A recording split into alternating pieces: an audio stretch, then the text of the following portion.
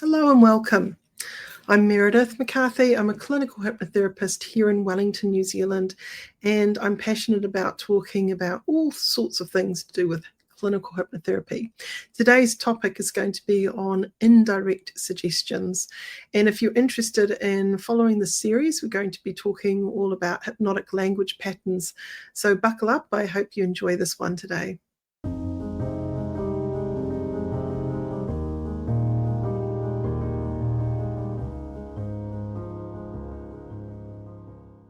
So I've prepared a couple of slides just to keep on track, and hopefully if you've got any questions after this, please feel free to comment or send me an email.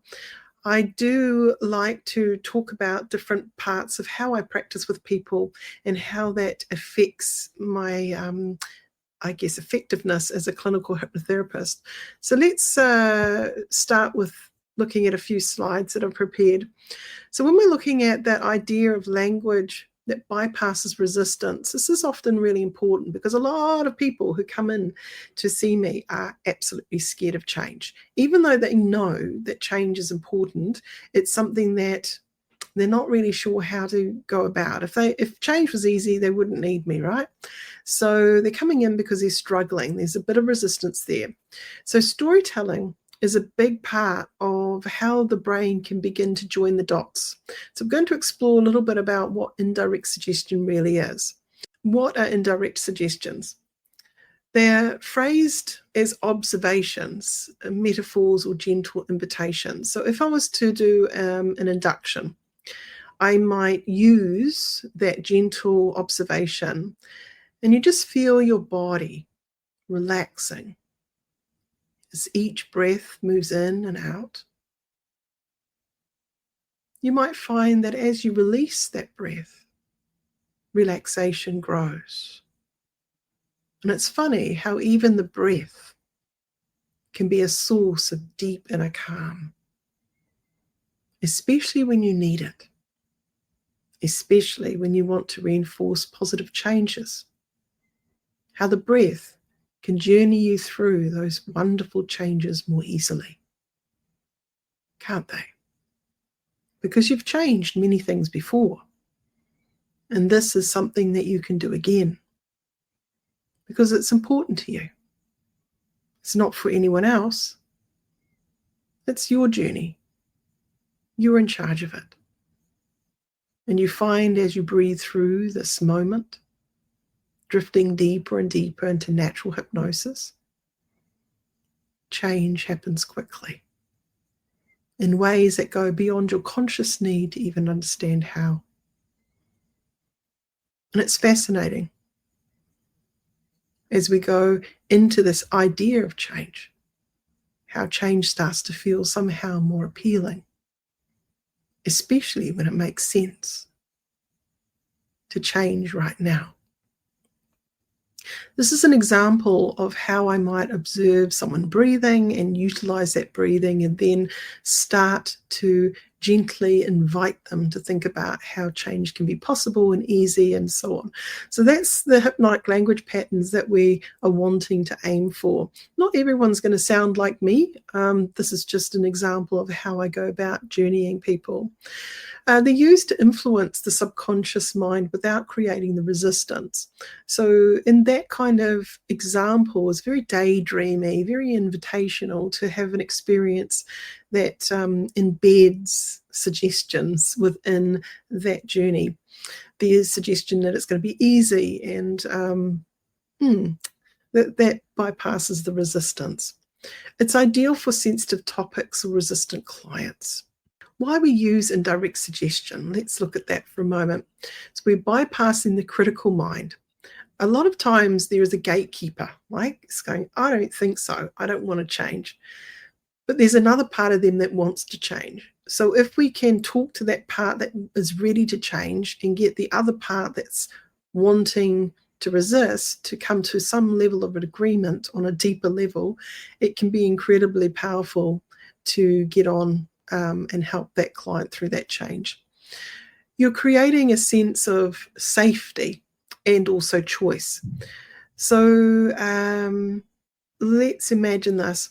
As you relax deeply into the chair, you might find this feeling of relaxation into the chair supports you on a deepest level of trust. In that trusting way, that support happens. And you never know when support's going to occur. Like that support that pops up into your inner thoughts that says, yes, I can do this. This is going to be amazing. So it's amazing how supportive language can happen even when we don't realize it's happening. Our inner mind can begin to journey us into action safely when you choose to, because the choice is yours, isn't it? Okay, so that's another example of me journeying someone through using indirect language, and also playing around with some direct embedded language there of hypnosis. But it's this dance. It's taking someone on the journey of possibilities. The third thing is you help the client feel the change instead of being told what to do. So you invite them to imagine as if change has already happened. What would that be like? And just think about that for a moment in a way that makes sense to you, in that way that helps you, that comforts you, where change may even begin to be happening even now. Because many things that happen start with a thought first. And with that correct thought, that right thought, motivation then follows. And it's just like a sequential, perfect journey that happens exactly how it's meant to happen. And it can happen right now if you want to, as you journey deeper and deeper into that idea of change. So you can see I'm just sort of falling into the hypnotic dialogue as I would with a client. It's not scripted. I'm not reading anything here. It's just something that comes into my mind, and then I pace the client through that journey. I love storytelling. It's a big part of how I do this. So core language patterns that I would like to talk about, that permissive language. So you may begin to just imagine that perfect life, that life that you want to be in, where things are going easily, you're feeling confident, feeling secure in yourself, and you've found your voice, right? So that client might have come because they weren't feeling secure in themselves. They wanted to find their voice. So this is the idea of inviting them to begin to think about how that would be. And as soon as they start doing that, they start to stimulate new neural pathways in their brain. Embedded command. So as you sit here, you can begin to relax, relaxing deeper and deeper as you move into this wonderful state of open suggestibility. But taking on board those suggestions that make sense to you, of course, because you are ultimately in charge, aren't you? You're in charge of all of those wonderful suggestions that you make towards yourself, that you are ready to act upon. So it's very subtle, but there it is. It's embedded. They're very clear commands.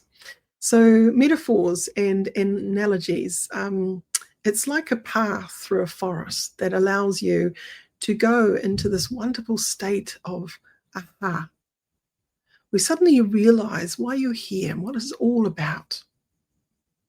And as you realize those things, you begin to uncover gifts within you, gifts of knowledge, understanding, that allow you to create more and more stepping stones into the future that you deserve. Right. So when we're looking at pacing and leading, you are here just breathing, listening to the sound of my voice. Any other sounds that are in or out of the room are just there in the background. In fact, they take you deeper and deeper into a state of deep relaxation. That kind of relaxation where, as you begin to notice the traffic outside, it reminds you of how quickly things can change, how we can move from one place to another, and how we can make the choice to do that. And as you feel the space underneath you holding you easily, supporting you, you begin to realize how much support you can give to yourself on this journey of change. I love playing with language. I hope that's exciting you out there. It's really tricky putting together these slides and thinking, what do people actually want to know about out there in the world? Whether you're sort of wondering, how does hypnosis even work? How would I become a hypnotherapist? This is what I enjoy helping people to discover. I love training others to do this stuff. So I'm hoping that you're enjoying what we're doing today anyway. And if you are, leave a comment. Let me know what you like, what you didn't like, all of that stuff. Feedback is really important. So let's look at direct versus indirect. So a direct, you are calm. Indirect, you may begin to feel calmer even now. Another one, direct, you've stopped smoking. Indirect, some people find that they just forget about the habit completely. So you can sort of see the difference between the two styles. The power of storytelling. Storytelling changes lives. I really do believe that. Stories change lives. And if you want that client to have their own hero's journey, then storytelling is where it's at. Now, metaphors are like symbols, and that it speaks to the subconscious. How many of you have listened to a story growing up, maybe on radio, or perhaps it was your favorite story that you got when you're in bed at night and your parents were reading you bedtime stories, and you start to identify with certain characters, and it embeds within you in some deeper level. And I remember the story that I was told, The Little Train That Could, I think it was called. And it was about this little train that wasn't sure whether it could do what the big trains could. And it got to a hill. And I remember these words really, really well. I know I can. I think I can. I know I can. I think I can. It was like this wonderful rhythm. And you could imagine this little wee choo-choo train going up this hill, really struggling. But it got to the top. And as it went over the top of the hill, I know I can, I think I can, it started to get louder and more exciting. And as a child, it really spoke to me about believing in myself. So that metaphor sunk in. And I can remember even being at school, having this little, I know I can, I think I can, coming into my mind that made such a big difference to my own inner belief in myself to do something that I had not done before. So this is how metaphors sink in. They kind of make sense, but not every metaphor will be exactly the same for everyone. So when I heard that story, it had its own special meaning to me. So when you're guiding people through a metaphor, they will make it make sense in their own special way on a deep subconscious level. So it's not about what you think it's going to mean. It's really about what's the effect it's having on that client. And so the subconscious loves metaphors. Your client sees themselves in the story, and there's no pressure. They're just possibility. I hope that helps. So when to use indirect language. So early in the session, it's good for rapport building. With clients who have an analytical, skeptical, sort of fearful mind, during emotional topics, and to enforce suggestions without sounding too prescriptive. So this is really important, that the client owns the answer. And I think when we're going into storytelling, the client can then come on board with that story, make it make sense, and magic happens. Okay. Right. So a real life example. It's interesting how sometimes a person finds themselves walking past the biscuits, almost as if the craving just isn't there anymore. This phrasing creates relief, not resistance. So how we phrase things helps a client feel like it can be achieved or not.